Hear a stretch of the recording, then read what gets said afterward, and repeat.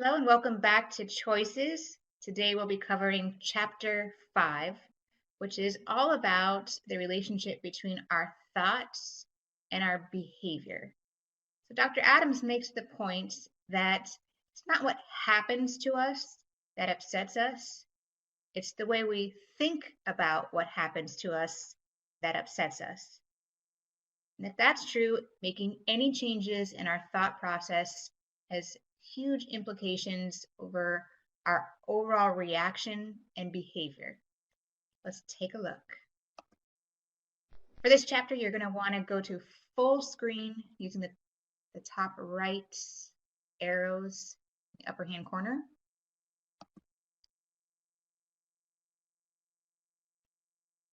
So far, we've discussed warning signs and ways to pay attention to your own thoughts, physical reactions, and feelings in situations so that you can cue into the fact that there's a process going on where an event, whether the event is real or perceived, has triggered a reaction that's told the body that there is some sort of potential threat. And as a result, our bodies and minds have activated the natural alarm system and gone into fight, flight, or freeze mode in preparation for some type of survival situation, even if this isn't an actual threat to survival. So, one very important skill that we've covered so far is timeouts. And this skill means that when you recognize this is going on, this process, this emotional flooding, or in a relationship, a primal panic where there's a perceived or real threat to a relationship or attachment, you recognize that this is happening. The idea is to take some time away from the situation and allow this elevated process to simmer down for physical sensations and thoughts and feelings to return back to their normal status so that more rational thoughts, critical thinking can kick back in. This is a highly effective tool to use in any kind of a situation where you might potentially say or do something that you would later regret. The reason why this is so effective is this alarm system is a temporary alarm system. It is only activated long enough to get us through whatever threat, real or perceived, we might be going through. Our bodies and minds have a natural tendency to go back down to normal. If you remember from sophomore biology, there's a term called homeostasis, which is the body's natural tendency to revert back to its baseline functioning. It can't spend too much time in an overly activated state, highly aroused. It costs a lot of energy. So once the threat subsides, we naturally revert back to our normal functioning. What takes care of this is simply time. So whether it's leaving the situation for 30 seconds or 30 minutes, however long it takes us to return back to normal, some of those physical sensations like elevated blood pressure or heart rate or feeling sweaty, tense, headache, to kind of simmer back down, for thoughts to become more reasonable, and for feelings to go from an elevated, heightened state back to just even a notch down. In doing this, buying yourself time, it is very likely that your response once you return back to the situation is very different than if you would have reacted instantly while this process was kicked up. So that's timeouts. And I hope that you are implementing this in your day-to-day life, whether it's in a relationship or just other stressful situations that come out through the day, keeping in mind that the more you practice this, the more natural this becomes. And then the time when you really need it, it will come to you like muscle memory or second nature. So today we're going to talk about a different technique that you can use in the same kind of way to decrease some of these warning signs and reactions that may contribute to behavior that you might later regret, including stepping out of the box. This technique focuses in on thoughts. The idea is that our thoughts are what is activating this emotional flooding process in the first place. So these thoughts, which are going through our head constantly, which we're rarely even aware of and tuned into, determine what our physical sensations will be, what our feelings will be, and then collectively, the thoughts, physical sensations, and feelings help to determine our behavior. So today we're going to zone in on the thoughts and see how making even small changes in our thoughts, becoming more aware of what's running through our head, and applying more rational thinking can lead to significant differences in situations. Let's talk about an example that Dr. Adams presents in the book. Sorry if you haven't read this already, I'm going to spoil it for you. We're going to talk about Ed and Sophie. So Ed returns home from work after a long, hard day. He's expected to be greeted by his lovely wife, Sophie, and a hot meal. But instead, Ed finds a note saying that Sophie has gone out shopping with her sister and she'll be back in an hour. So an hour passes, she doesn't come home. 2 hours pass, she's not home yet. Ed is growing increasingly frustrated. Let's take a look at what Ed's thoughts might be in this situation. So looking at this column only, his thoughts. One is that there is no excuse for being gone this long. This segues into his conclusion that she's cheating on me. And then I know who she's cheating with. As these thoughts come to Ed, he is triggering a reaction that he's not even aware of. The first is his physical reaction. His heart is pounding. He's feeling sick to his stomach. He's experiencing tunneled vision. His ears are starting to ring. This physical reaction is proof that Ed's thoughts are triggering in him the belief that he is in some type of danger. There is a threat occurring, and his body is becoming prepared to handle this either through fight, flight, or freeze.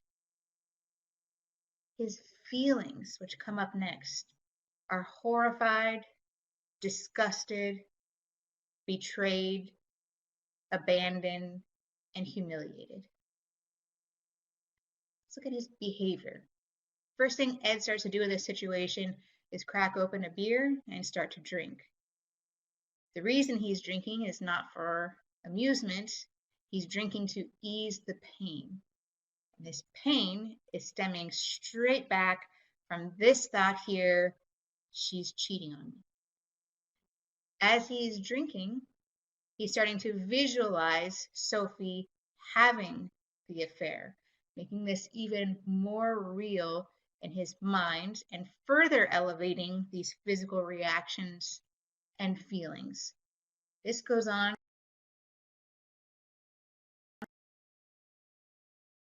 for a couple of hours till finally Sophie does return home with shopping bags in hand, which he doesn't see because he's physically assaulting her.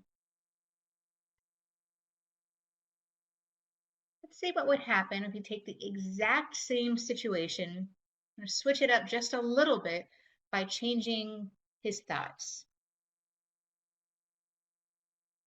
Let's say those same thoughts did enter into his mind. He did start to get that upset and have that reaction, but he was tuning into this and recognizing some of those physical reactions and risky emotions and risky thoughts, and decided to turn on some more reasonable thinking.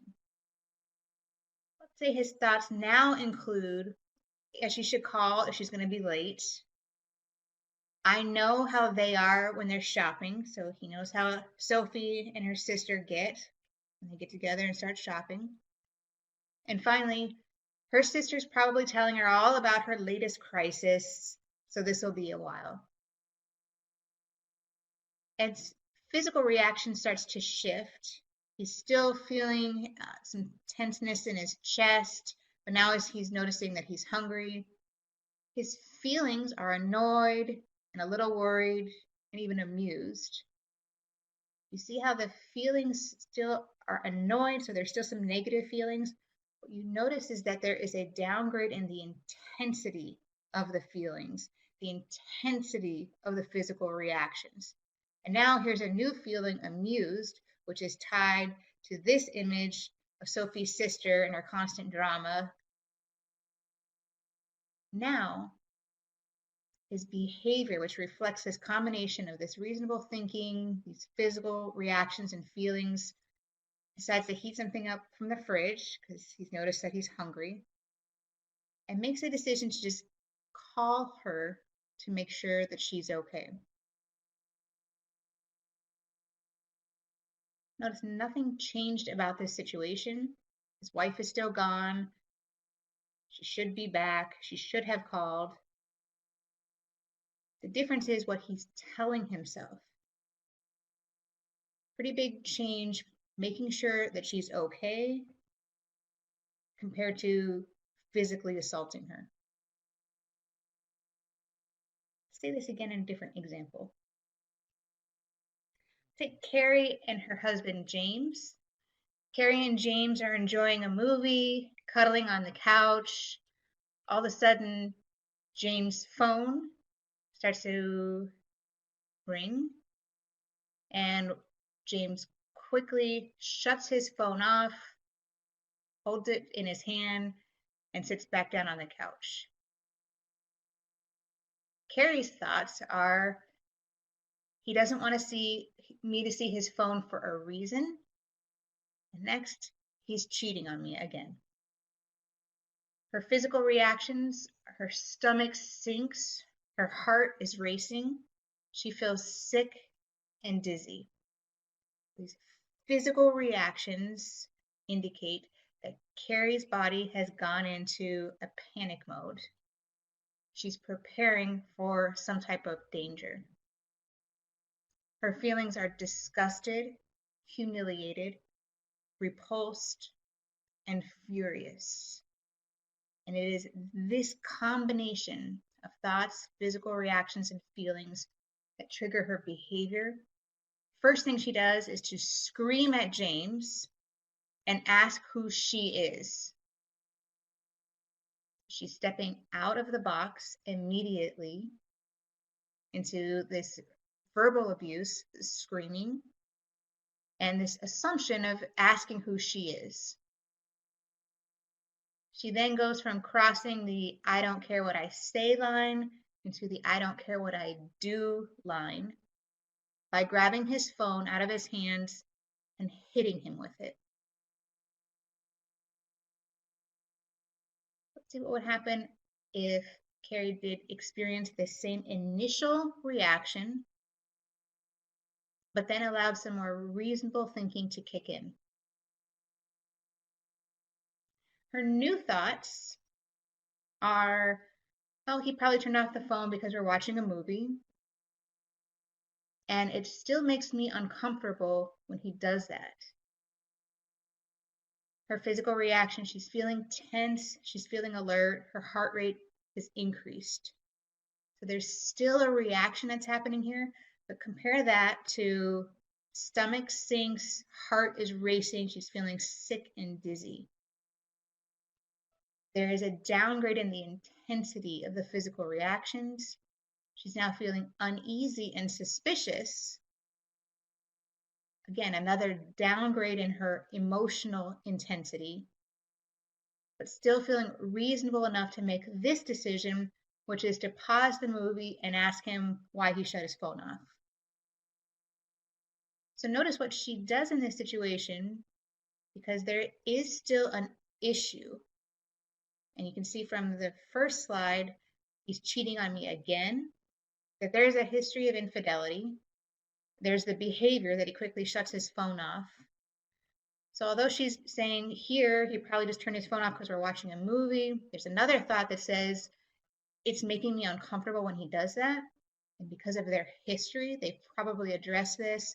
They probably have a compromise about transparency with phones, and that if she were to just ignore this, the danger would be that she would stay in kind of the tension stage without getting to problem solving, and that this problem would come back in a different form.